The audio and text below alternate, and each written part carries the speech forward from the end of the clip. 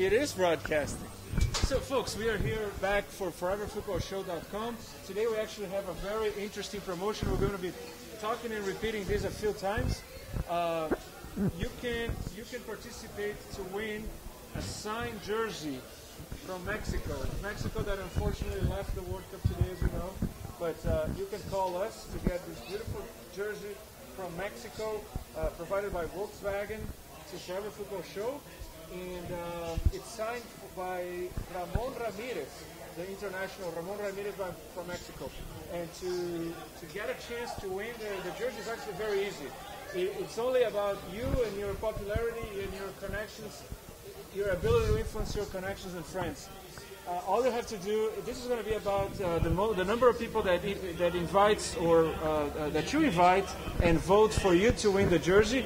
What you need to do is tell your friends to go to the website, foreverfootballshow.com, go to the area that is contact, and there is a little form that you can send an email to us.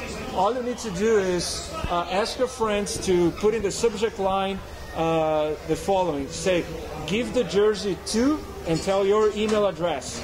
The more of those forms that we get filled out with people saying give it to your email, the person with the most of those votes will get the jersey. Is that clear enough, Aaron, or should I repeat again? Yeah, no, I'd say so. I think that's good. We'll be telling that all during the entire show. Anyways, so tell your friends.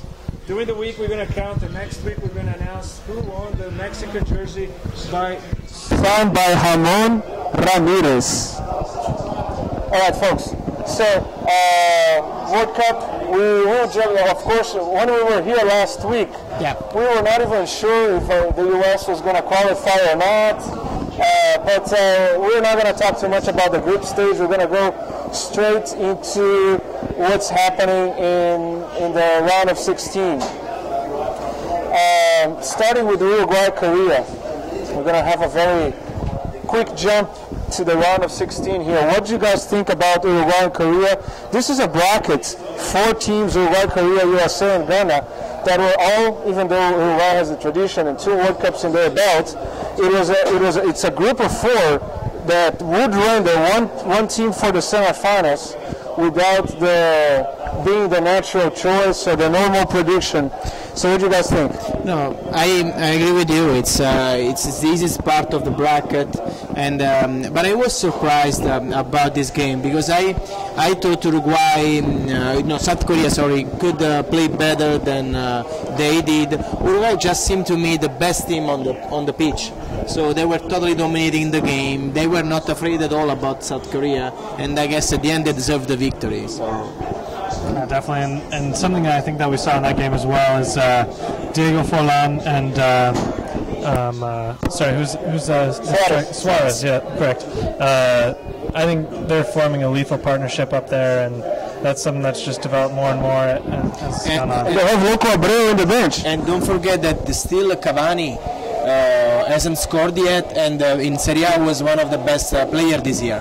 He's playing with Suarez forward and Diego Forlan just a little bit behind them. They have a very good attack line. I thought the Uruguay started playing very well, but after the goal they started to pull back too much.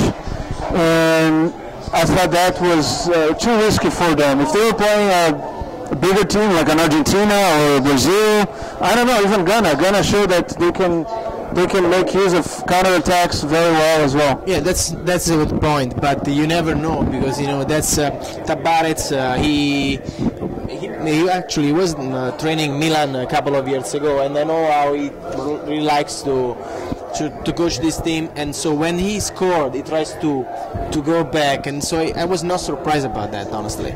Now Uruguay, I was checking the FIFA roster for the best players in the first phase. That doesn't count for the round of 16. But Uruguay had Victorino as one of the best defenders, and actually media from different places and different newspapers. I checked Italian papers, Brazilian, Argentine. They were actually voting for another Uruguayan, Suarez in the attack, and Perez in the midfield, defender midfield.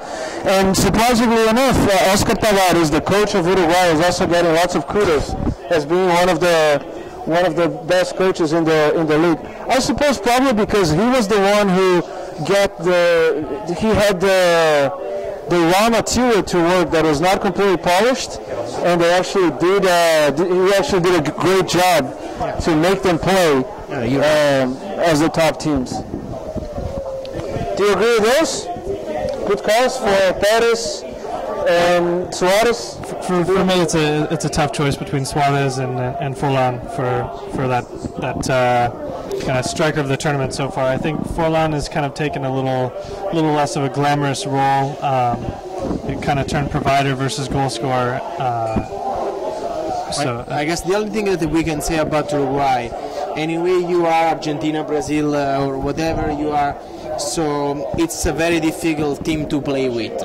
So they are not going to leave you too many space, and they are very concentrated. And we'll see what happens with Ghana. I'm very, very curious because they have to make the game. Ghana is very similar to Uruguay. I don't think they are so different as a team. So. Folks, we're going to go for a short break, and we'll be back in just a few seconds. ForeverFootballShow.com.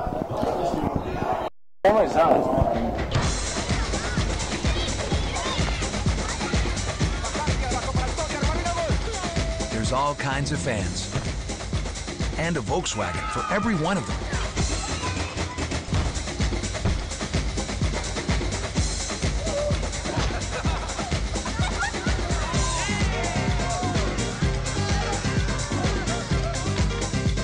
Get in the game with Volkswagen.